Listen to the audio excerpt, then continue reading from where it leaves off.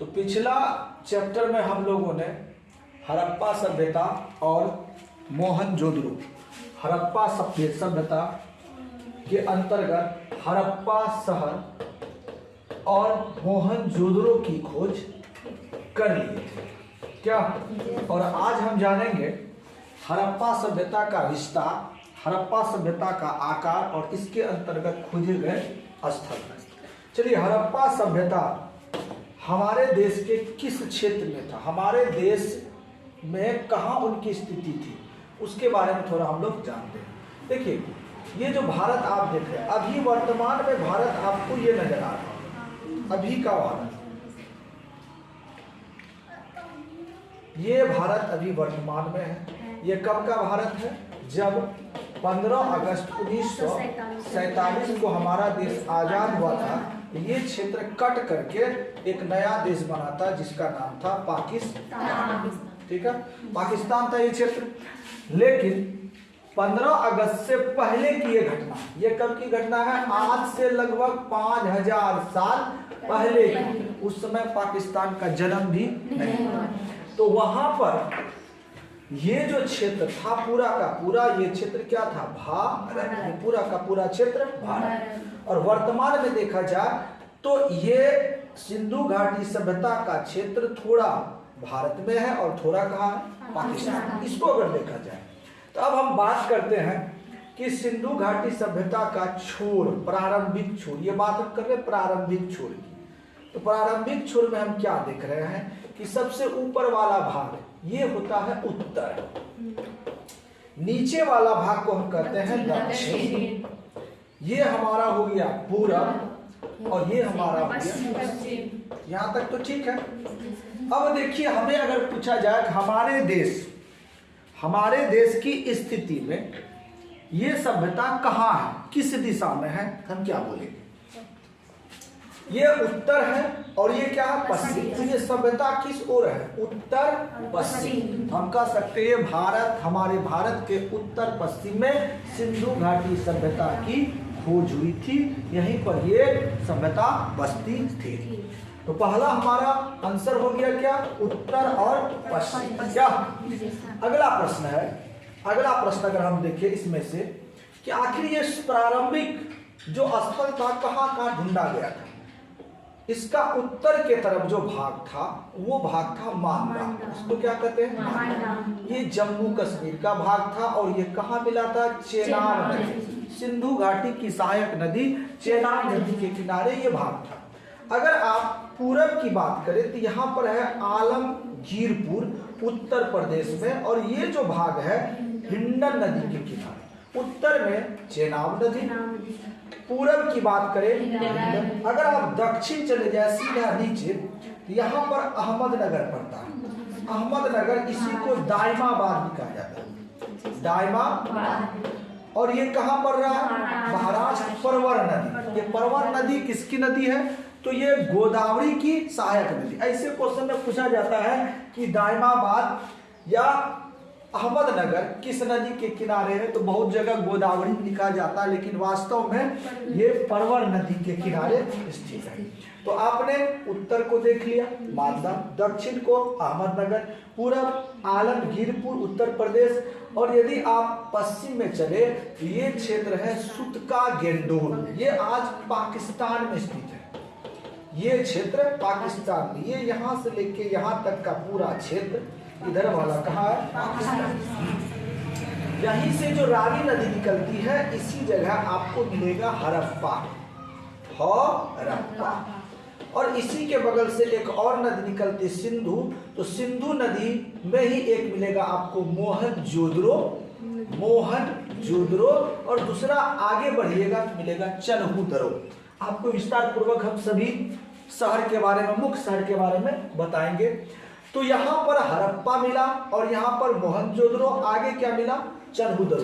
तो प्रारंभिक जो हमारा शहर था, नगर था, वो कौन सा था? हड़प्पा। उसके बाद हमने किसको ढूंढा था? मोहनजोदड़ो। क्या ये था हमारा मोहनजोदड़ो। अब यहाँ से सिलसिला शुरू हो गया। हमारा देश जो आजाद हुआ था 15 अगस्त 1947, इस समय तक 40 से 50 स्थल को ही क्या किया गया था, ढूंढा। लेकिन जैसे हम आजाद हो गए, फ्री हो गए, तो ये स्थल और ढूंढा जाने लगा और आज इतना स्थल ढूंढा जा चुका है कि इसकी संख्या 1500 से भी क्या है, ज्यादा। 1500 से भी ज्यादा स्थल इसके अंतर्गत हमको मिलता है। अगर आप इनका क्षेत्रफल की बात करें तो देखिए, क्षेत्रफल से पहले आप देख लीजिए इसका आकृति। आपको थोड़ा सा लग रहा है ये किस आकार का आकृति है, त्रिभुज। किस आकार की आकृति है, त्रिभुजाकार। तो अगर आपसे कहा जाए कि सिंधु घाटी सभ्यता या हड़प्पा सभ्यता की आकृति क्या है, किस आकार का है, आप कह सकते क्या है, त्रिभुजाकार, है ना। अगर आपसे कहा जाए कि इसकी लंबाई क्या होगी, ये है इसकी लंबाई और ये इसकी क्या होगी, तो महत्तम जो लंबाई है ये है 1600 किलोमीटर। महत्तम लंबाई, सबसे ज्यादा लंबाई कितना है, 1600 किलोमीटर। अब अगर चौड़ाई की बात करें तो चौड़ाई है 1100 किलोमीटर, लंबाई 1600 किलोमीटर और चौड़ाई 1100। अब अगर आप इसका क्षेत्रफल की बात करें तो एक्यूरेट क्षेत्रफल है 12,99,960 वर्ग किलोमीटर या किलोमीटर स्क्वायर का सकते हैं, 12,99,960। अगर आप इसको लगभग में मानिएगा तो लगभग में ये कितना है, 13 लाख वर्ग किलोमीटर। तो सिंधु घाटी सभ्यता का क्षेत्रफल कितना है, लगभग 13 लाख वर्ग किलोमीटर। एक्यूरेट लगभग बोलिएगा तो 12,99,960 वर्ग किलोमीटर। तो लंबाई आपने पढ़ा कितना, चौड़ाई 1600 किलोमीटर और चौड़ाई आपने क्या पढ़ा, 1100 किलोमीटर। यहाँ से आपको क्वेश्चन पूछेगा इस प्रकार से, हड़प्पा सभ्यता, डबल बार सभ्यता हो गया, का विस्तार पूरब से पश्चिम, ये है पूरब और ये क्या है, पश्चिम। पूरब से पश्चिम कितना है, 1600 किलोमीटर। इसी लंबाई को क्वेश्चन पलट के पूछ देता है। ये ने पूछा कि हड़प्पा सभ्यता की लंबाई कितनी है, बोला पूरब से पश्चिम विस्तार कितना है। आपको देखना होगा ना, पूरब से पश्चिम कितना किलोमीटर। अगर आपसे पूछा जाए कि हड़प्पा सभ्यता का उत्तर से दक्षिण कितना किलोमीटर विस्तार है, आप क्या बोलिएगा, 1100 किलोमीटर। अगला प्रश्न अगर आ जाए, हड़प्पा सभ्यता का आकार कैसा है, तो कैसा हमने निकाला, त्रिभुजाकार ना। अब यहाँ पर देखिए हड़प्पा सभ्यता का क्षेत्रफल कितना है, हमने कितना निकाला, 12,99,960। ये हमारा 12,99,600 वर्ग किलोमीटर इनका पूरा का पूरा क्षेत्रफल। और इसी को हम लगभग कहते हैं कितना, 13 लाख वर्ग किलोमीटर। क्लियर। अब थोड़ा सा और आगे बढ़ते इस सभ्यता के बारे में। इस सभ्यता के जस्ट बगल में, इस सभ्यता के जस्ट बगल में ईरान की सभ्यता थी। ईरान, इराक, यहाँ पर एक देश हो गया, लेकिन यहाँ पर जो सभ्यता थी, इस सभ्यता का नाम था मेसोपोटामिया की सभ्यता। अब थोड़ा सा और आगे बढ़िएगा तो यहाँ पर जो सभ्यता थी इसका नाम था मिस्र की सभ्यता। आपको हमने पिछला क्लास में पढ़ाया था, इसका पार्ट 1 में, कि प्रारंभिक सभ्यता 4 थी, जिसमें से एक मेसोपोटामिया की सभ्यता थी, दूसरी मिस्र की सभ्यता थी, तीसरी चीन की सभ्यता थी और चौथी हमारी सिंधु घाटी सभ्यता थी। तो इस सिंधु घाटी सभ्यता में 3 सभ्यता, एक तो हमारी, एक मेसोपोटामिया और तीसरा क्या है, मिस्र।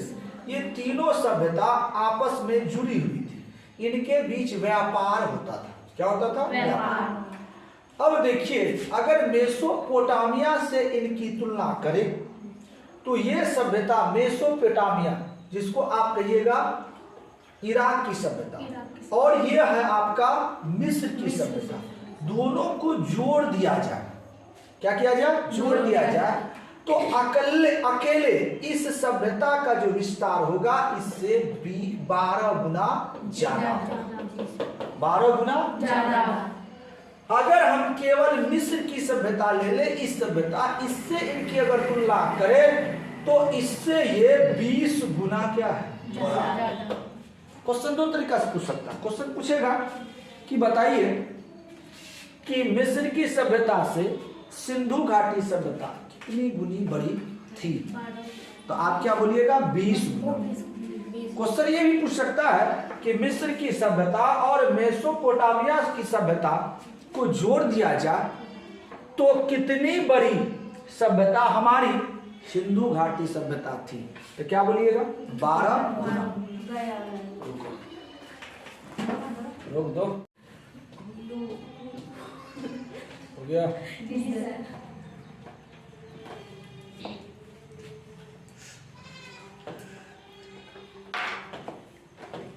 ठीक है, तो इस पर अगर क्वेश्चन हम अगर लिखे तो देखिए हमारा क्वेश्चन है हड़प्पा सभ्यता मिस्र से कितनी गुना है? तो हड़प्पा सभ्यता जो मिस्र की सभ्यता थी, यहाँ पर की सभ्यता ईरान की सभ्यता, यहाँ पर की मिस्र की, इस सभ्यता से कितना गुना? 20 गुना। अगर क्वेश्चन पूछा गया हड़प्पा सभ्यता मिस्र की सभ्यता और ईरान की सभ्यता से या मेसोपोटामिया की सभ्यता को जोड़ दिया जाए तो उससे वो कितनी गुनी बड़ी थी? तो आपका आंसर सीधा होगा, वो कितनी गुनी बड़ी थी? 12 गुनी बड़ी थी। क्लियर है? अब थोड़ा सा और बात को जान लेते हैं कि आखिर इसका स्थल कहाँ कहाँ सबसे ज्यादा है। जब हमारा देश आजाद हुआ, आजाद होने के बाद बहुत तेजी से इनके स्थलों को खोजा गया। खोजने के क्रम में 1500 से भी ज्यादा स्थल खोजे गए। उसमें से सबसे ज्यादा स्थल जो मिला हमारा भारत वाले क्षेत्र में मिला। और भारत में भी कहाँ मिला? सबसे ज्यादा गुजरात में। भारत में सबसे ज्यादा गुजरात में। इसके अलावा पाकिस्तान में, और इसके अलावा 2 स्थल और मिले जो कि अफगानिस्तान में स्थित है। तो अगर आपसे प्रश्न किया जाए कि सिंधु घाटी सभ्यता का विस्तार कितने देशों तक था, तो आप बोलिएगा 3 देशों तक था। कौन कौन? अफगानिस्तान, भारत और पाकिस्तान। भारत में किस स्थल पर सबसे ज्यादा सिंधु घाटी सभ्यता के स्थल पाए गए? तब आपका आंसर क्या होगा? क्लियर है? अब भारत में कितना स्थल खोजा गया? तो देखिए अफगानिस्तान में 2 स्थल खोजे गए, पाकिस्तान में लगभग 500 स्थल खोजे गए, और उसके बाद जो भी स्थल बचा वो सारा का सारा कहाँ खोजा गया? भारत में खोजा गया। और भारत में जो ये स्थल था कहाँ कहाँ से था? यहाँ से अगर आप आइएगा तो जम्मू कश्मीर से, उसके बाद हरियाणा आइएगा, फिर पंजाब आइएगा, राजस्थान आइएगा, फिर गुजरात आइएगा, महाराष्ट्र आइएगा, उत्तर प्रदेश आइएगा। इन सारे क्षेत्रों में सिंधु घाटी सभ्यता का स्थल पाया गया है और बहुत ज़्यादा स्थल पाया गया है। लेकिन इसमें से कुछ स्थल ऐसे हैं जो बड़े बड़े हैं। इसका मतलब है कि ये इस सभ्यता का नगर रहा होगा, इस सभ्यता का ये नगर या शहर। तो ये जो बड़े बड़े नगर हैं इन्हीं को हम कहेंगे मुख्य नगर। अब हम देखते हैं थोड़ा सा इस सभ्यता का विस्तार को। देखिए ये आपका वास्तविक मैप है, ये सभ्यता कहाँ कहाँ से कैसे कैसे आई। अब आप देख रहे हैं कि ये भारत का नक्शा है और समझ में नहीं आ रहा है कि ये भारत का कौन सा नक्शा है। देखिए भारत का ये ऊपर वाला भाग जो अभी हम बताए थे मांदा के ऊपर में देखिए चिनाब नदी, इसके नीचे आपको मिल रहा होगा रावी। ये हमारा नक्शा आ रहा है। देखिए ये आपका जो क्षेत्र है ये भारत का क्षेत्र है, इधर वाला क्षेत्र जो है वो पाकिस्तान का क्षेत्र है। ठीक है सर, ये हमारा आपका जम्मू कश्मीर वाला क्षेत्र है।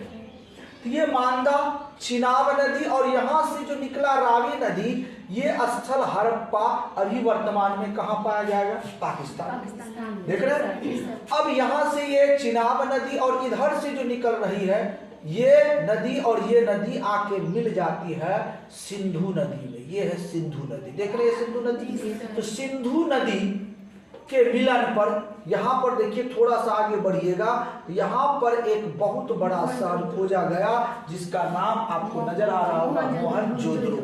जोदड़ो थोड़ा सा आप आगे बढ़िएगा, यहाँ पर आपको मिलेगा चन्हुदरो। याद रखेंगे, जैसे आप दरो देखिएगा, दरो मतलब है कि ये सिंधु नदी में स्थित है। दरो मतलब सिंधु नदी। ये थोड़ा सा ट्रिक हो गया याद रखने का।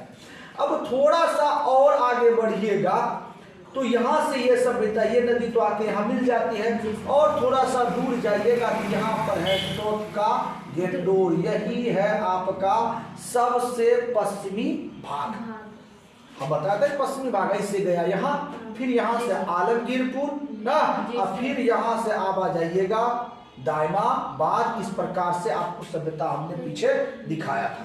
तो यहाँ पर ओरिजिनल मैप है। ओरिजिनल मैप में आप देख सकते हैं, ये हड़प्पा हो गया, ये मोहनजोदड़ो हो गया, ये चन्हुदरो। हड़प्पा किस नदी के किनारे?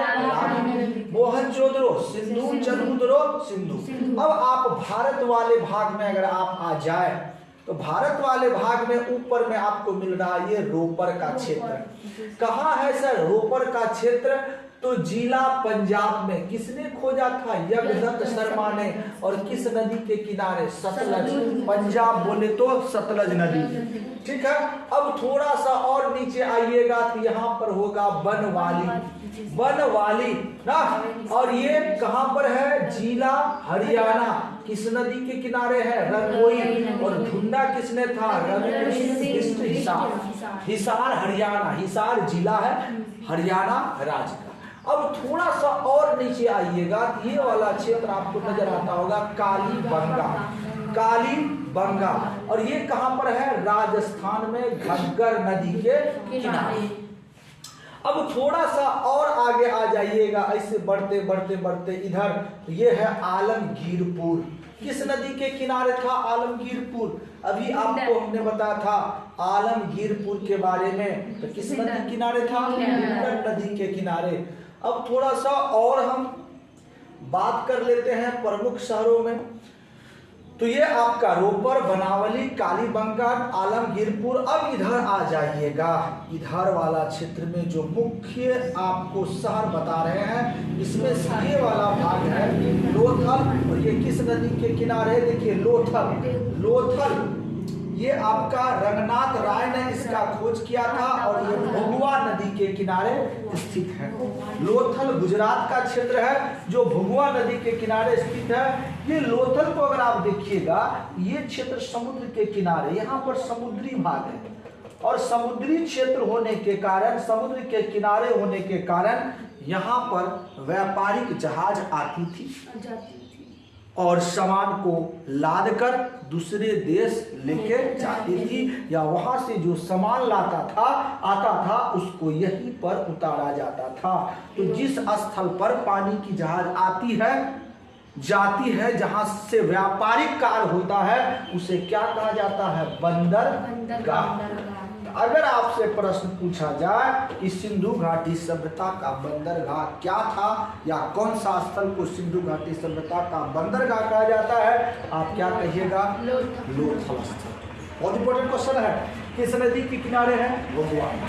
अब थोड़ा सा ऊपर चले जाइएगा, ये भी क्षेत्र गुजरात में पाया जाता है। नाम है धौलावीरा। और धौलावीरा को रविंद्रनाथ बिष्ट ने ढूंढा था। कच्छ कहाँ? गुजरात। कच्छ गुजरात। अब अगला क्षेत्र अगर आप चले जाएं तो यहाँ पर आ जाइए मोहनजोदड़ो, जिसके खोज के बारे में पहले से हम जानते हैं। राखल दास बनर्जी ने 1922 ईस्वी में ढूंढा था। नरकाना जिला पाकिस्तान में सिंधु नदी के किनारे स्थित है। इसके बारे में हमने चर्चा पहले ही की थी पिछला क्लास में। फिर इसके बगल में आ जाइएगा तो और आपको मिलेगा चनहू दरो। चनहू दरो की खोज गोपाल मजुमदार ने किया था, ये भी पाकिस्तान में सिंध नदी के किनारे। और थोड़ा सा बात करें हड़प्पा, तो हड़प्पा की खोज सबसे पहला ढूंढे जाने वाला स्थल था दयाराम साहनी ने 1981 में ढूंढा, सॉरी 21 में ढूंढा था। और ये कहाँ स्थित है? ये इनका मुख्य स्थल है, मुख्य जगह है। और नहीं तो जगह की बात करें तो 1500 से भी ज्यादा स्थल ढूंढे गए हैं, लेकिन जो मूल स्थल है, मुख्य स्थल है, इनमें से यही है। और भी कुछ है जिसके बारे में हम आपको बताएंगे। इसमें से एक स्थल आपको हरियाणा वाले क्षेत्र में, इसी हरियाणा वाले क्षेत्र में आपको मिलेगा, कालीबंगान बनावली हरियाणा। इस जगह आपको एक क्षेत्र मिलेगा जिसका नाम है राखीगढ़। राखीगढ़। अब ये स्थल इसलिए प्रसिद्ध है कि भारत में ढूंढा गया सबसे बड़ा स्थल जो था सिंधु घाटी सभ्यता का, उसका नाम क्या था? राखीगढ़। अगर आपसे पूछा जाए कि सिंधु घाटी सभ्यता का सबसे बड़ा स्थल कौन सा है, सबसे बड़ा स्थल, तो आप बिल्कुल कहिएगा मोहनजोदड़ो। सबसे बड़ा स्थल मोहनजोदड़ो। सिंधु घाटी सभ्यता का सबसे बड़ा स्थल मोहनजोदड़ो। लेकिन आपसे ये कहा जाए कि भारत में सिंधु घाटी सभ्यता का सबसे बड़ा स्थल कौन सा है भारत में, तो आप क्या कहिएगा? राखीगढ़। क्यों कहिएगा? क्योंकि मोहनजोदड़ो भारत में नहीं है, वो पाकिस्तान में। ठीक है। अब देखिए सिंधु घाटी सभ्यता का विस्तार को आपने देखा। अब इस विस्तार से संबंधित क्वेश्चन पूछा जाता है, सिंधु घाटी सभ्यता को हड़प्पा सभ्यता क्यों कहा जाता है? तो विस्तार के बारे में आपने पढ़ा था कि ये पूरब से पश्चिम 1600 और उत्तर से दक्षिण 1100। इसके बाद क्वेश्चन आता है कि भैया इसका नाम तो आपने सिंधु घाटी सभ्यता रखा था क्योंकि ये सिंधु नदी के किनारे स्थित है, और इसका नाम क्या पड़ा बाद में? हड़प्पा। इसके बारे में हमने पिछला कक्षा में बताया था। क्या बताया था? कि अगर किसी महिला का 4 बेटा है और जो बेटा उसका पहला बेटा है उसी बेटे के नाम से वो औरत जानी जाती है। यहाँ पर 1921 में सबसे पहले ढूंढा गया स्थल क्या था? हड़प्पा था। इसलिए इस सभ्यता का नाम भी क्या पड़ा था? हड़प्पा सभ्यता। कई बार क्वेश्चन पूछा गया है कि सिंधु घाटी सभ्यता को हड़प्पा सभ्यता क्यों कहा गया, तो उत्तर आपका क्या होगा? सिंधु घाटी सभ्यता के अंतर्गत खोजी गई पहली स्थल हड़प्पा थी। यही कारण है इसे हड़प्पा सभ्यता भी कहा। आप आसानी से उत्तर दे सकते हैं। अब देखिए खोज तो हमने कर ली, बहुत सारा पुरातात्विक पदार्थ अभिलेख हमें यहां से प्राप्त हुआ। अब बात यहां ये उठने लगी कि आखिर ये जो सभ्यता थी कितनी पुरानी थी, इसका कार्यकाल क्या था। कार्यकाल के बारे में बहुत सारे पुराविदों ने अलग अलग कार्यकाल इसका बताया। मेसोन साहब ने भी बताया, मेके साहब ने भी बताया, अग्रवाल साहब ने भी बताया, डीपी अग्रवाल। कई पुराविदों ने अपना अपना कार्यकाल दिया। कोई कह रहा था कि इसका कार्यकाल 3250 से, मेसन साहब का कहना था कि 3250 से 1750 तक इसका कार्यकाल है। किन्हीं का कहना था कि ये 2500 से 1700 का कार्यकाल है। किसी का कहना था कि ये 2300 से 1700 ईसा पूर्व का कार्यकाल है। अलग अलग लोगों ने अलग अलग बात बताया, लेकिन इनमें से एक पुराविद था जिनका नाम था व्हीलर। व्हीलर साहब ने कहा कि 2500 ईसा पूर्व से लेके 1750 ईसा पूर्व तक इनका कार्यकाल था, ऐसा उसने कहा। तो भैया इसका ही बात क्यों मान? इससे पहले भी तो 4-5 आदमी ने कहा ना, बहुत सारे लोगों ने, मेसन ने कहा, मेके ने कहा, राखल दास बनर्जी ने कहा, अन्य पुराविदों ने कहा अपना अपना कार्यकाल, और इसने भी कहा। तो इनका बात क्यों माना जाए? तो काल निर्धारण के लिए कोई वस्तु कितनी पुरानी है उनको ज्ञात करने के लिए विज्ञान में एक विधि है जिसका नाम है कार्बन 14 विधि। कार्बन 14। कोई भी वस्तु अगर हमको निकलता, हम जानना चाहेंगे कि यह वस्तु कितना पुराना है, तो उनको ज्ञात करने के लिए हम किस विधि का प्रयोग करेंगे? कार्बन 14। तो कार्बन 14 विधि द्वारा जब इस स्थल के पुरातत्वों का काल को जानने का प्रयास किया गया तो क्या पाया कि अधिकतर वस्तुएं 2500 ईसा पूर्व से लेके 1750 ईसा पूर्व के बीच की थी। और यही बात किसने बताया था? व्हीलर साहब।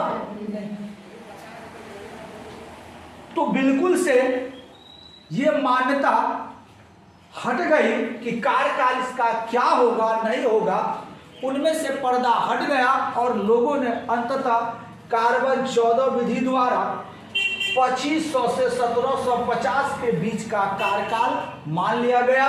और यही कार्यकाल किसने दिया था? व्हीलर साहब। यहां से क्वेश्चन पूछा जाता है कि कार्बन 14 विधि के आधार पर हड़प्पा सभ्यता की तिथि क्या है? कार्बन 14 किसी भी पुराविद का नाम नहीं लिखा। कार्बन 14 क्योंकि जो सटीक माप करेगा वो कार्बन 14 करेगा। तो उसके हिसाब से देखिए कार्बन 14 विधि के हिसाब से कितना था? 2500 से 1700 ईसा पूर्व, ईस्वी पूर्व कहिए, ठीक है। लेकिन ये कथन किसके द्वारा भी कहा गया था? डॉक्टर व्हीलर द्वारा भी। तो आप इसका आंसर लिखेंगे कार्बन 14 विधि एवं डॉक्टर व्हीलर द्वारा निर्धारित हड़प्पा सभ्यता की तिथि 2500 से 1750 ईस्वी पूर्व है। ये आसानी से आप लिख सकते हैं। अब क्वेश्चन को इसी कार्बन 14 विधि में भी घुमाता है, पूछ देगा कि भैया ये कार्बन 14 विधि है क्या? कार्बन 14 विधि है क्या? किसने इसकी खोज की? कब खोज की? तो आप आंसर में क्या लिखिएगा? चूंकि ये विज्ञान की चीज है तो विज्ञान की भाषा में इसका आंसर होगा। देखिए, तिथि निर्धारण की वैज्ञानिक विधि, कोई वस्तु कितनी पुरानी है, इसका वैज्ञानिक विधि का नाम क्या है? कार्बन 14। इसे ही कार्बन 14 विधि कहा जाता है। इस विधि की खोज कोई किया होगा। तो अमेरिका के प्रख्यात रसायन शास्त्री BF लीवी द्वारा सन 1940 में इस विधि की खोज की गई थी। और इस विधि के अनुसार किसी भी जीवित वस्तु में कार्बन 12 एवं कार्बन 14 समान मात्रा में पाया जाता है। इस विधि का कहना है, अर्थात हमारे BF लीवी साहब का कहना है कि किसी भी वस्तु में कार्बन के दो समस्थानिक 12 और 14 रहते हैं। कहते हैं कि 12 तो स्थिर रहता है, ये कभी खत्म नहीं होता है, हमेशा ये स्थिर रहता है, ठीक है। मृत्यु अथवा विनाश की अवस्था में कार्बन 12 तो स्थिर रहती है, मगर कार्बन 14 का निरंतर क्षय होने लगता, मतलब वो घटने लगता, ठीक। कार्बन का अर्ध आयु काल 55, 60 प्लस माइनस, इसको आप ऐसे भी लिखेंगे, प्लस माइनस 30 वर्ष होता है। अर्थात कितने वर्षों में इस पदार्थ में कार्बन 14 की मात्रा, इतने वर्ष में इसकी मात्रा क्या रह जाती है? आधी रह जाती है। और इस प्रकार वस्तु के काल की गणना कर ली जाती है। ये था आपका कार्बन 14 विधि। आपसे क्वेश्चन पूछा जाएगा तो आसानी से आप इसका आंसर दे सकते हैं, ठीक है। यहां तक आपका क्लियर है। अब थोड़ा सा और आगे बढ़ते हैं।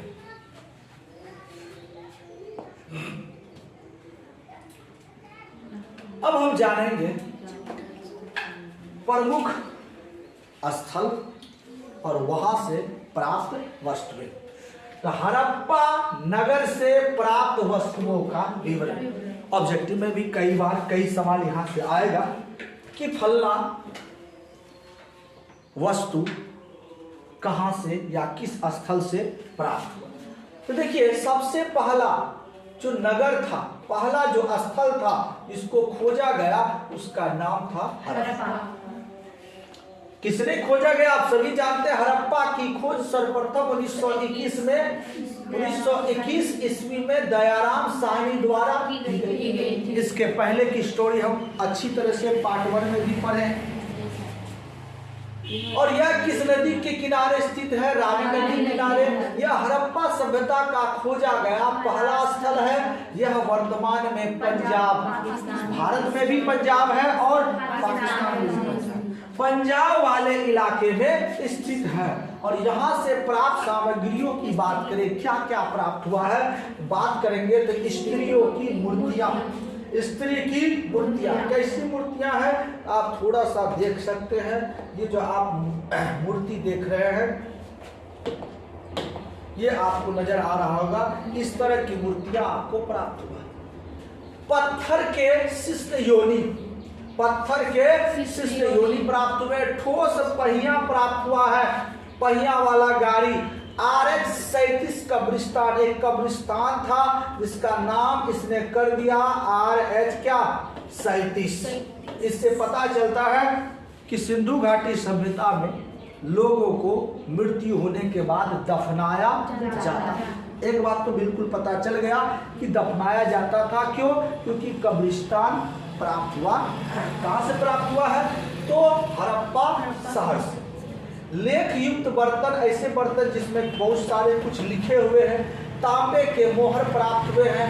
जौ, गेहूं के भूसी, मटर एवं तिल की खेती के प्रमाण, शंख के बैल यहीं से प्राप्त। मूल चीजों की बात करें तो यहां से जो क्वेश्चन आएगा, कई बार क्वेश्चन आया है कि सर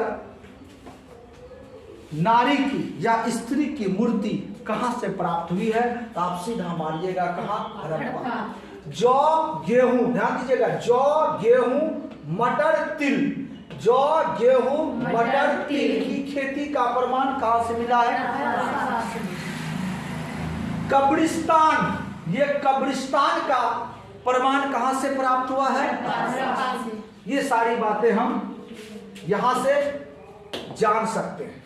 अगर हम दूसरा क्षेत्र की बात करें तो बिल्कुल से आपको इनका जुड़वा भाई मोहनजोदड़ो, इनकी बात करें, हड़प्पा का ही जुड़वा कौन है? मोहनजोदड़ो।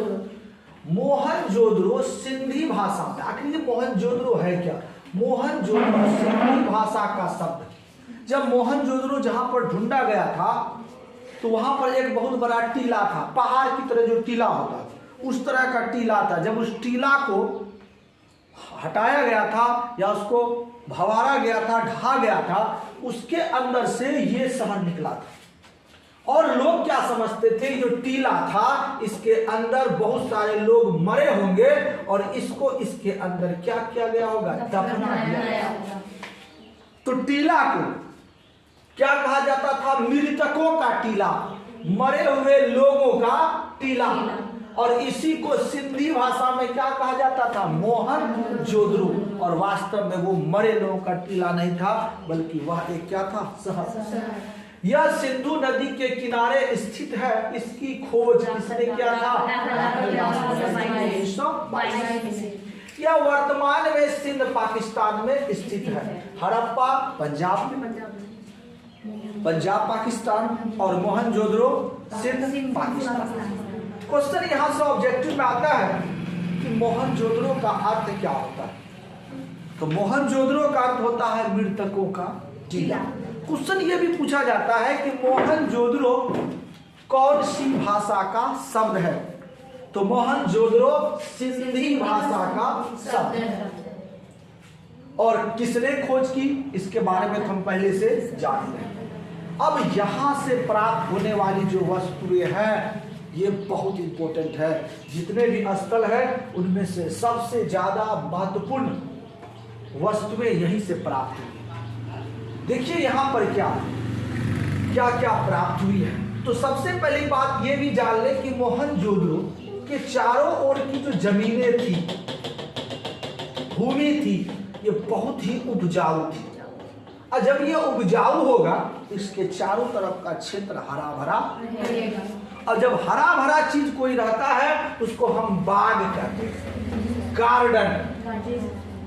तो यहाँ पर आपको वही बात लिखा गया है कि इसके आसपास की जो भूमि थी वो काफी उपजाऊ थी, इसलिए इसे सिंध का बाग भी कहा जाता था। क्वेश्चन पूछा जाएगा कि सिंध का बाग किसे कहा जाता था, तो आप बिल्कुल बेहिचक मारिएगा, मोहनजोदड़ो।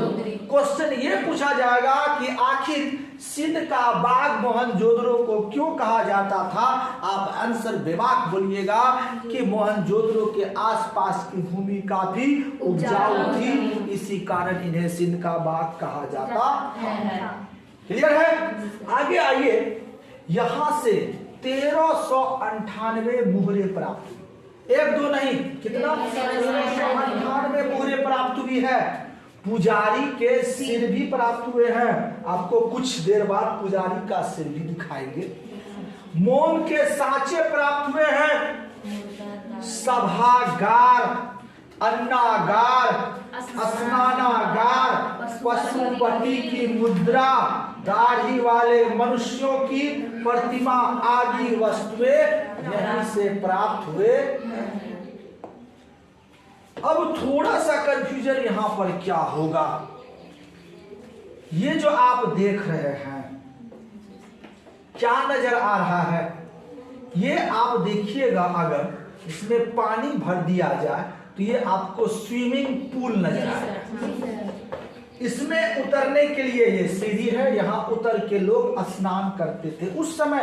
आज से 5000 साल पहले स्विमिंग पूल था, आज हमारे घर में है नहीं। बड़े बड़े लोगों के घर में या बड़े बड़े 5 स्टार होटलों में ये मिलेगा, लेकिन उस समय देखिए कितना ज्यादा विकसित लोग था, सोच कितना सुदृढ़ था उन लोगों का कि उस समय आज से 5000 साल पहले वहां पर स्विमिंग पूल था। अब हम लोग देखो कब बनाते नहीं बनाता ये। अब यहाँ स्विमिंग पूल था, इसी स्विमिंग पूल को हिंदी में बोला जाए तो स्नानागार। क्या था? स्नानागार। आगे यहीं पर आपको मिला अन्नागार। अन्नागार मतलब अन्न को रखने वाला, अन्नागार मतलब अन्न को रखने वाला। देखिएगा आपको मैं दिखा रहा हूं अन्नागार, ये देखिए, ये जो आप देख रहे हैं ये आपको लग रहा होगा ये कुआं है, कुआं नहीं है, ये अन्नागार है। इसके अंदर में हम अनाज को रखते थे और यहाँ बीच बीच में छिद्र होता था, इससे क्या निकलता था? हवा। इसी को हम लोग कोठी भी कहते हैं ना। अब लोग इन चीजों को मकान के ऊपर में बना देते हैं बॉक्स की तरह, पहले इसको नीचे रखा बना जाता था। ये था अन्नागार। अन्नागार हो गया। उसके बाद आप देखिएगा स्नानागार आपने देख लिया, साथ ही साथ सभागार, जहां पर लोग बैठते थे। तो सभागार में कौन बैठेगा? छोटे छोटे लोग तो नहीं बैठेंगे, राजा महाराजा या उच्च पदाधिकारी लोग वहां बैठते होंगे। तो स्नानागार, सभागार, अन्नागार, ये लास्ट में आप गार गार देख रहे हैं ना। जब भी आप गार देखिएगा मतलब गार दीजिए मोहनजोदड़ो। क्वेश्चन पूछेगा आपसे अन्नागार कहां से प्राप्त हुआ, गार मतलब मोहनजोदड़ो, स्नानागार मोहनजोदड़ो, सभागार मोहनजोदड़ो, गार मतलब मोहनजोदड़ो। दरो, दरो अगर आएगा तो किस नदी किनारे? सिंधु नदी। मोहनजोदड़ो, चन्हू दरो किस नदी? सिंधु। ये थोड़ा सा ट्रिक है जिसके द्वारा आप आसानी से इन चीजों को याद रख सकते हैं। ठीक है, तो दाढ़ी वाले मनुष्य की प्रतिमा, दाढ़ी वाले मनुष्य की प्रतिमा भी जो है यहीं से प्राप्त हुआ है। कैसा था दाढ़ी वाले मनुष्य? तो आप देख लीजिए, ये है दाढ़ी वाले मनुष्य। ये जो प्रतिमा है वो भी कहां से प्राप्त हुआ है? मोहनजोदड़ो से। एक चीज और यहां से प्राप्त हुई है कि यहां पर शमशान घाट, शमशान घाट प्राप्त हुआ था। शमशान मतलब एक हुआ कब्रिस्तान, एक हुआ शमशान। शमशान मतलब कि यहाँ पर लोगों को जलाया जाता था। और कब्रिस्तान मतलब यहाँ पर लोगों को गाड़ा या दफनाया जाता है। तो आप क्या देख रहे हैं कि सिंधु घाटी सभ्यता के अंतर्गत दो अलग अलग शहरों में दो अलग अलग बातें। हड़प्पा में आपने क्या देखा कि मरने के बाद लोगों को दफनाया जाता था और मोहनजोदड़ो में जलाया जाता था। क्वेश्चन पूछा जाएगा कि मरने के बाद दफनाने का साक्ष्य किस स्थल से प्राप्त हुआ है? मरने के बाद जलाने का साक्ष्य कहां से प्राप्त हुआ? क्लियर? तो महत्वपूर्ण चीजें, पुजारी का सिर कहां से प्राप्त हुआ है? ना, मनुष्य की दाढ़ी वाले मनुष्य की प्रतिमा, वही पुजारी जो है दाढ़ी वाले मनुष्य है और उसकी प्रतिमा कहां से प्राप्त हुई है? पशुपति की मुद्रा, पशुपति, पशुपति पशु होगा और साथ ही साथ पति। तो क्यों पति कहा गया कि एक आपको हम दिखाएंगे, एक जो पुरातात्विक पदार्थ प्राप्त हुआ, वस्तुएं प्राप्त हुई है, उसमें एक साधु एक सन्यासी बैठा हुआ है, उसके चारों तरफ कुछ पशु है, पशु चर रहे, इस प्रकार से पशु चर, बाघ है, हिरण है, गेंडा है, इस तरह से चर रहे। तो पशु अगर चर रहा और उसको चराने वाला कोई व्यक्ति यहाँ बैठा है तो पशु का इनको क्या कहा गया? पति। पति का अर्थ क्या होता है? क्या ये पशु से शादी किया? नहीं। पति का अर्थ वह होता है जो उनका ख्याल रखता है ना। अगर आप कहिएगा पति वही होता जो शादी किया है, इस हिसाब से तो हमारा जो राष्ट्रपति है उसका शादी हमारे देश के किस पिता से हुआ? ये तो कंफ्यूजन हो सकती है। तो पति का अर्थ होता है ख्याल रखने वाला। तो पशुपति की मुद्रा भी जो है कहां से प्राप्त हुआ है आपको? ये था प्रमुख चीजें। आप अगर थोड़ा सा इसको रब भी कर लेंगे तो आसानी से इसको समझ लेंगे कि देखिए हड़प्पा से क्या प्राप्त हुआ है और मोहनजोदड़ो से क्या प्राप्त हुआ है। मोहनजोदड़ो थोड़ा सा छोटा छोटा चीजों को अगर आप देखिएगा, आप सबसे पहले देखिएगा तो यहाँ पर से कब्रिस्तान और यहाँ पर से शमशान, आसानी से आप लिख सकते हैं। दूसरा बात अगर बात करें तो यहाँ पर आपको क्या प्राप्त हुआ है? गार, अन्नागार, स्नानागार ना, और सभागार, यानी कि जो भी गार वाली चीजें हैं यहीं से प्राप्त। अगर यहाँ पर आप चले, यहाँ पर आपको जौ, गेहूं, तिल, इन खेती का, मटर, इनका प्रमाण आपको यहीं से प्राप्त। खेती वाला प्रमाण देख रहे हैं, अन्नागार, स्नानागार, ये छोटी छोटी चीजें। दाढ़ी वाला मनुष्य,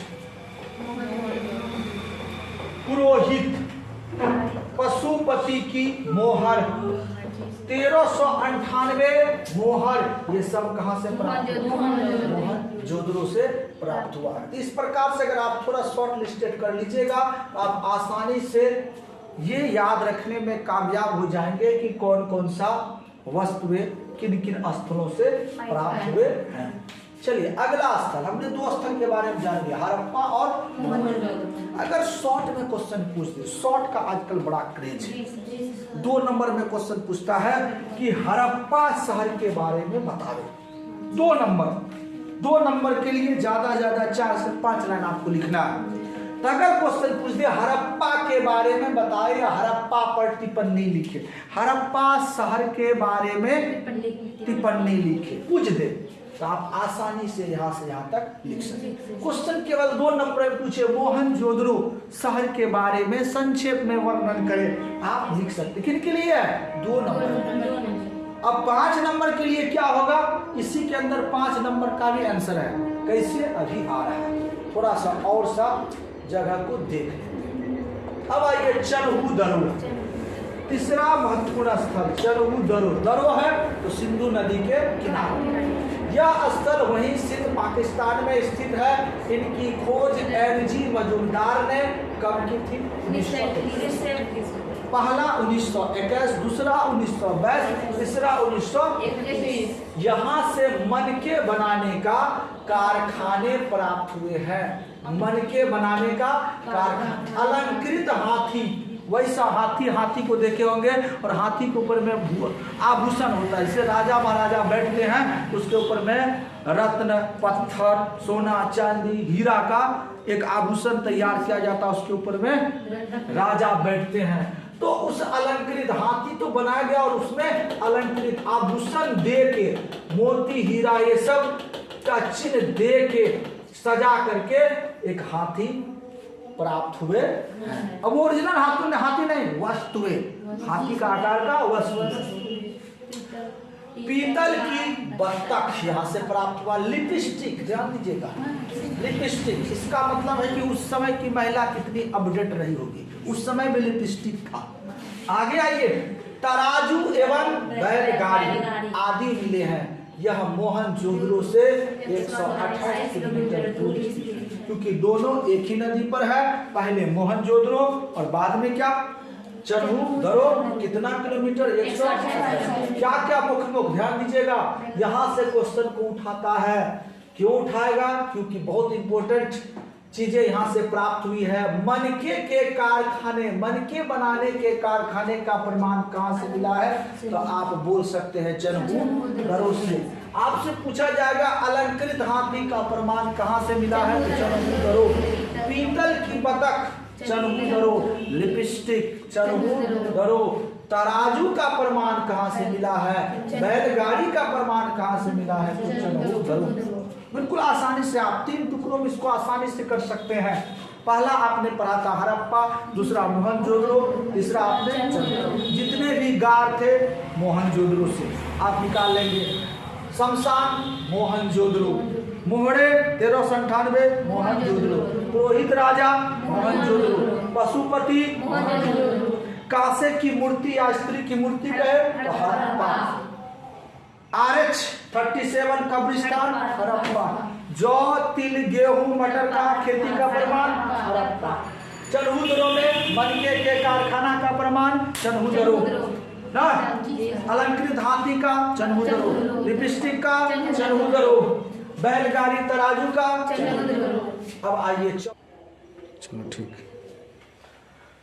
तो अगला स्थल हम लोगों का है लोथल। लोथल आपको बताए थे, लोथल कहाँ था, ये जगह था कहाँ, तो ये था गुजरात में। आपको जब हम मैप दिखाए थे तो मैप में ये स्थल देखिए, यहाँ है गुजरात, और ये समुद्र के किनारे स्थित है। और ये इस जगह का क्या था, बंदरगाह था। ध्यान देने वाली बात, मतलब यहाँ से व्यापार होता था, और जब व्यापार होगा तो कुछ ना कुछ व्यापारिक चीजों का प्रमाण वहां पर रहा होगा। अब क्या क्या रहा है थोड़ा सा देख लेते हैं इनके डिटेल को। ये हमारा लोथल है, देखिए क्या है, यह स्थल भारत में गुजरात में स्थित है, भारत में स्थित है। और किस नदी के किनारे है, यह भोगवा नदी के किनारे। इसकी खोज 1957 में SR राव ने की थी, और यहां से फारस की मोहरे, फारस किसको कहा जाता था, अरब क्षेत्र। अरब का जो क्षेत्र था, इराक, ईरान, सऊदी अरब, ये वाला जो क्षेत्र था उस समय फारस का क्षेत्र कहलाता था, क्योंकि ये जो क्षेत्र था फारस सागर के किनारे था, इसलिए इसको फारस का क्षेत्र कहा जाता था। तो यहां से मोहरे प्राप्त हुई थी फारस की। इससे पता चलता है कि फारस से हमारा भारत का अर्थात सिंधु घाटी सभ्यता के लोगों का व्यापार होता था। तो व्यापार में क्या क्या होता था, देखिए, धान एवं बाजरे की खेती का प्रमाण भी वहां से मिला। धान कहिए या चावल का प्रमाण वहां से मिला है, बाजरा का प्रमाण मिला है। इससे पता चलता है कि उस बंदरगाह से धान और बाजरे का व्यापार होता था, और साथ ही साथ इन क्षेत्रों में धान और बाजरे की खेती भी बहुत पर्याप्त मात्रा में होती हो। आटा पीसने वाली चक्की, बहुत महत्वपूर्ण चीज है, आटा पीसने वाली चक्की का भी प्रमाण यहां से प्राप्त हुआ है। हाथी का दांत बड़े पैमाने में प्राप्त हुआ। हाथी का दांत बड़ा ही ज्यादा शौकीन वस्तु है। जंगली लोग हैं या कि ये प्राचीन काल के लोग जो थे आभूषण के लिए ये अपना गला का हार बनाने के लिए या अन्य प्रकार के आभूषण तैयार करने के लिए हाथी का दांत का प्रयोग करता था। हो सकता है हाथी के दांत की यहाँ से तस्करी होती होगी या कहे उस समय व्यापार होता होगा। आगे क्या है, मनकों का कारखाना, यहाँ से भी मनके बनाने के कारखाने मिले हैं। कुत्ते की मूर्ति, ये क्वेश्चन पूछा गया है कि कुत्ते की मूर्ति कहाँ से प्राप्त हुए हैं, तो लोथल से। बकरी की हड्डियां पर्याप्त मात्रा में 3 युगल समाधान एवं बंदरगाह के प्रमाण मिले हैं। युगल समाधान मतलब कि जोड़ा में 2 2 2 2 2 2 2 व्यक्ति है, 2 व्यक्ति को एक साथ जलाने का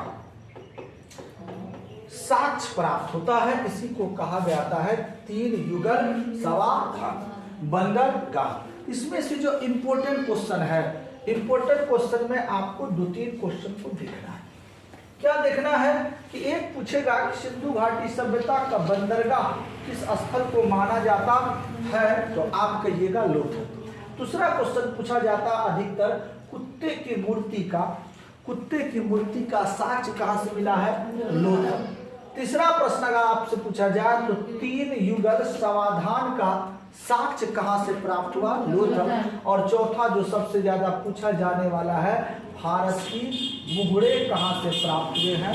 तो ये सारा चीज ऑब्जेक्टिव, जब हम ऑब्जेक्टिव का क्लास लेके आएंगे जस्ट इस चैप्टर के बाद इनका पूरा ऑब्जेक्टिव बताएंगे, तब आपको और बेहतर ढंग से समझ में आएगा। अगला अगर हम देखें, अगला स्थल, तो वो स्थल है हमारा कालीबंगन। कालीबंगन यह स्थल भारत के कहाँ स्थित है, राजस्थान। कालीबंगन राजस्थान प्रांत में सरस्वती नदी के किनारे स्थित है। इनकी खोज 1953 में ब्रजवासी लाल ने की थी। यहां से अग्नि कुंड, बेलनाकार मोहरे, अलंकृत फर्श, सजा हुआ फर्श, तांबे की बैल की मूर्ति, लकड़ी की नाली, नक्काशीदार ईंट, जूते हुए खेत के साक्ष्य एवं भूकंप के प्रमाण मिले। 2 प्रश्न यहां से बहुत इंपॉर्टेंट पूछा जाता है कि जूते हुए या जोते हुए खेत का साक्ष्य कहां से प्राप्त हुआ है, कालीबंगन से। आपसे पूछा जाएगा भूकंप का प्रमाण कहां से मिला है, तो आप कहिएगा कालीबंगन से। अगला स्थल है बनावली।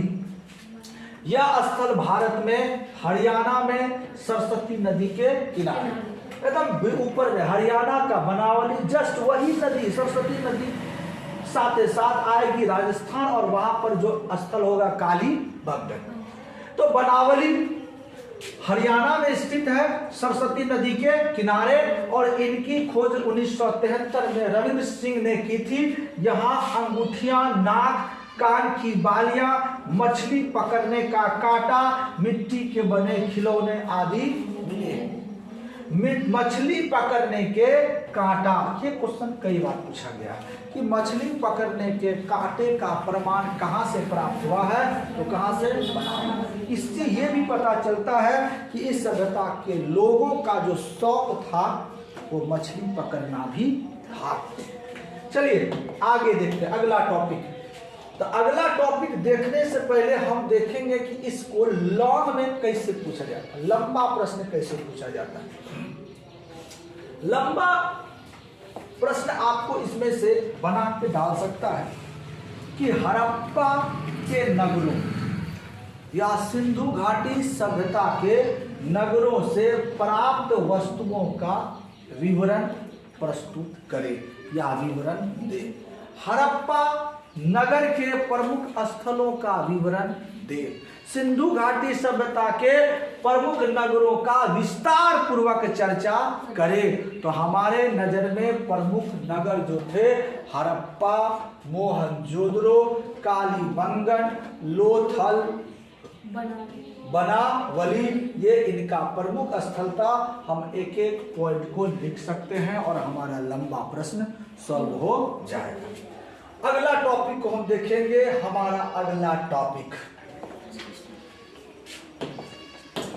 यहां से जो प्रमुख स्थल प्राप्त हुए, प्रमुख चीजें जो प्राप्त हुई, जो मूल चीजें जिस पर ज्यादा नजर गया है पुराविदों का और जो बड़ा भी था, देख रहे हैं ये आपको नजर आ रहा होगा, पाटा नजर आ रहा है जिसको आप लोढ़ी पाटा कहते हैं। ये आपको नजर आ रहा होगा लोढ़ी। ये अवतल जैसा है, आप पढ़ेंगे अवतल लेंस, ये हुआ अवतल दर्पण, ये है अवतल दर्पण। ये धंसा हुआ चीज, जो भी धंसा हुआ है उसको क्या कहेंगे हम, अवतल।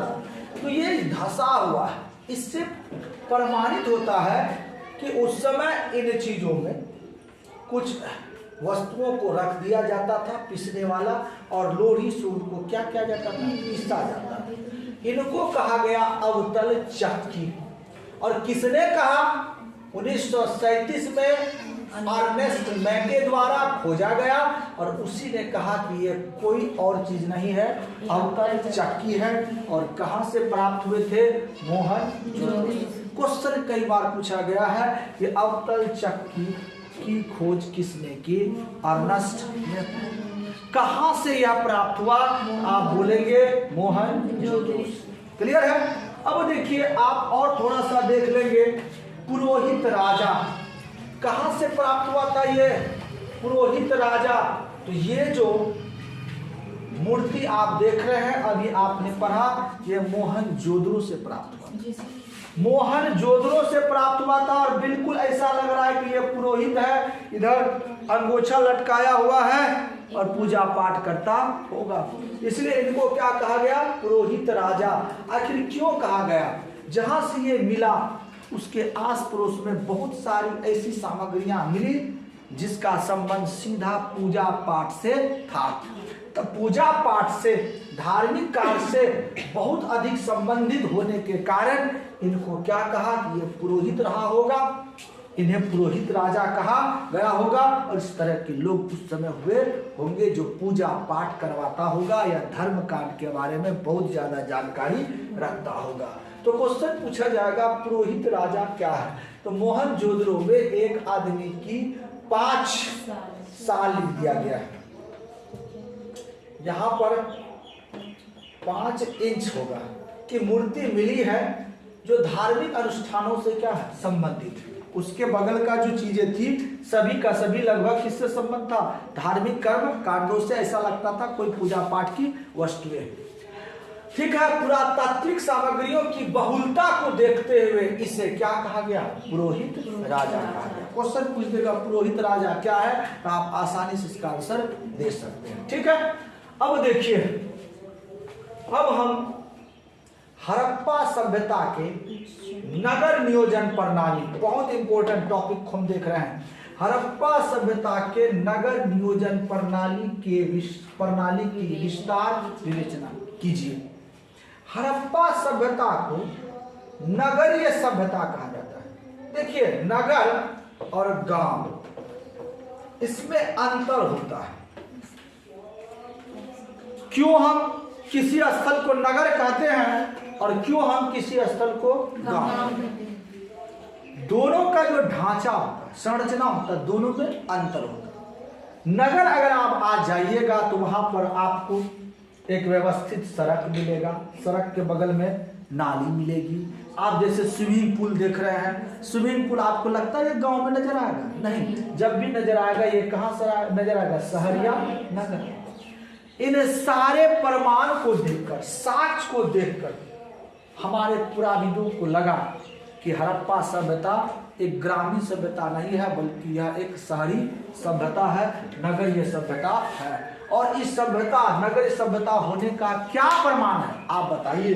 क्वेश्चन कई बार पूछा है कि हड़प्पा सभ्यता की नगर नियोजन प्रणाली का विस्तार से विवेचना कीजिए। हड़प्पा सभ्यता को जो बनाया गया, अगर उसका आप मैप को देख ले, आपको नजर आ रहा होगा। ये हड़प्पा सभ्यता का भाग जो है, देखिए ये ऐसे सड़क निकला है, 90 डिग्री से इसको काटा है, एकदम 90 डिग्री, देख रहे हैं? एक सड़क ऐसे निकला है, कितना सुंदर सजाया गया सड़क, एक इधर से और एक इधर से। एक तरफ देख रहे हैं बस्ती ऊंची है, टीला है, और एक तरफ आप क्या देख रहे हैं, बस्ती क्या है। यहाँ पर जो आप बस्ती देख रहे हैं, यहाँ लग रहा होगा कि यहाँ जो भी रहता होगा वो गरीब नहीं रहता होगा। कौन रहता होगा? अमीर। जैसे राजा महाराजा का महल को आप देखेंगे तो हमेशा ऊंचाई पर बना हुआ रहता, पहाड़ों पर, टीलों पर। तो उसी हिसाब से ये शहर भी दो भाग में बटा, एक ऊंचा टीला और एक निचला। ऊंचे टीले पर जो रहे होंगे वो अमीर वर्ग के लोग रहे होंगे, जिसको आप कह सकते हैं उच्च वर्ग के लोग, और नीचे वाले टीले में जो रहे होंगे वो निम्न वर्ग के लोग रहे होंगे। और इसको 90 डिग्री के आधार पर सड़क निकाला, चारों तरफ देखिए बाउंड्री वाल किया गया, कितना सुंदर किया गया है। और इसके चारों तरफ खुदाई भी की गई थी। क्यों खुदाई की गई थी? कि कोई भी जानवर या लोग डायरेक्ट ना जा सके, उससे पहले उसको गड्ढा मिलता और वो गड्ढा में ही जाके क्या होता है, गिर जाता। मान लीजिए कोई शेर ही अटैक कर दे तो शेर उस पार ना जा पाए, उसके लिए क्या कर दिया गया था, गड्ढा। तुम छलांग मारो, तुम गड्ढा में गिर के मर जाओगे, तुम इस शहर में प्रवेश नहीं कर पाओगे। तो ये पद्धति कितना सुंदर संरचना, इस पद्धति को कहा गया ऑक्सफोर्ड पद्धति, और इसी का दूसरा नाम था ग्रीड पद्धति। कौन पद्धति? ग्रीड पद्धति, और इसी का दूसरा नाम ऑक्सफोर्ड पद्धति। ये आपको बताया जाएगा कि सिंधु घाटी सभ्यता का जो शहर था उसे किस पद्धति के आधार पर बनाया गया था। तो आप बोलिएगा ग्रीड पद्धति के आधार पर। इसी पद्धति का दूसरा नाम है ऑक्सफोर्ड पद्धति। देख रहे हैं, बिल्कुल शहर। इसमें कितने सिंधु घाटी सभ्यता के शहर कितने भागों में बटा था? तो दो भागों में बोलिएगा, एक ऊंचा टीला और एक नीचा टीला। यहां से आप देख लिए इस सभ्यता का मैप, लगता है ऊपर से कोई ड्रोन कैमरा खींच करके बैठा दिया। अब देखिए हड़प्पा सभ्यता संस्कृति की सर्वप्रमुख विशेषता इसका नगर नियोजन, नगर की तरह इनको बनाया गया। इनका निर्माण एक सुनिश्चित योजना के आधार पर किया गया। योजना, प्लानिंग नजर आता। अगर आज आप गांव को देखिएगा तो एगो सड़क ऐसे घुसा, एगो इधर से पता नहीं चलता, गली कुचा, लगता ही नहीं कि इसको ढंग से बनाया गया है। लेकिन यहाँ पर आप देखिए तो एक सिस्टम से बना है। देखिए इसे आपको चौराहा नजर आता हो, चारों तरफ का, एक भाग, दो भाग, तीन भाग और एक चार भागों में शहर बटा हुआ। कितना सुनिश्चित ढंग से इसको बनाया गया था। और हमारे यहाँ पर पूछिए तो सुनियोजित ढंग से बनाने के कारण इसे नगरीय सभ्यता कह सकते हैं। और इसके प्रमाण के लिए बहुत सारी चीजें हमें प्राप्त हुई है, जिसमें से पहला था सड़क व्यवस्था। कैसी थी सड़क व्यवस्था? देखिए मोहनजोदड़ो की एक प्रमुख विशेषता उसकी समतल एवं चौड़ी सड़कें। देखिए चौड़ी चौड़ी सड़कें जो प्राप्त हुई है, ये सड़कें देख रहे हैं, ये चौड़ी चौड़ी सड़कें आपको दिखाई दे रहा होगा। ये है चौड़ी चौड़ी सड़कें, एकदम समतल सड़क। आगे क्या है कि यहाँ की मुख्य सड़क 9.15 मीटर चौड़ी थी, जिसे पुराविदों ने राजपथ कहा। 9.15 मीटर, बहुत चौड़ी सड़क। जैसे दिल्ली में जाइएगा आप इंडिया गेट के सामने बहुत चौड़ी चौड़ी सड़कें होती, उस तरह का सड़कें थी। और इसको कहा कि यह क्या था, राजपथ। ठीक है। आगे क्या है, अन्य सड़कों की चौड़ाई 2.75 से 3.6 मीटर, जो हमारी सड़कें मुख्य रूप से होती है उस तरह की थी अन्य सड़कें। लेकिन जो एक सड़क थी जिनकी चौड़ाई क्या थी, 9.15, उनको कहा कि यह राजपथ था, राजा का महल जाने वाला सड़क रहा होगा। जाल पद्धति, इसी पद्धति का नाम क्या रखा गया, जाल पद्धति। उसी का दूसरा नाम ग्रिड पद्धति, और तीसरा नाम क्या था, ऑक्सफोर्ड सर्कस पद्धति। ऑक्सफोर्ड सर्कस, 4 नाम आपने देखा, क्या क्या, जाल पद्धति, ग्रिड पद्धति, ऑक्सफोर्ड सर्कस पद्धति, 3 नाम, 3 नामों से ये जाना जाता था। आगे क्या है, जाल पद्धति के आधार पर नगर नियोजन होने के कारण शर सड़कें, क्या होगा, सड़कें एक दूसरे को समकोण पर काटती। अभी बताए जिससे नगर कई खंडों में विभक्त हो गया। कितने खंड में विभक्त हुआ था? तो 4 खंडों में विभक्त हुआ था। आपको हमने दिखाया यहाँ पर 1, 2, 3 और 4, और ये वाला भाग एक अलग से जो राजा महाराजा का भाग हुआ होगा। आगे क्या है कि सड़कें मिट्टी की बनी थी, सुरक्षा के लिए नगर के चारों ओर गड्ढे खोदे गए थे। तो आपको बताया इसके चारों ओर क्या खोदा गया था? सुरक्षा की दृष्टि से।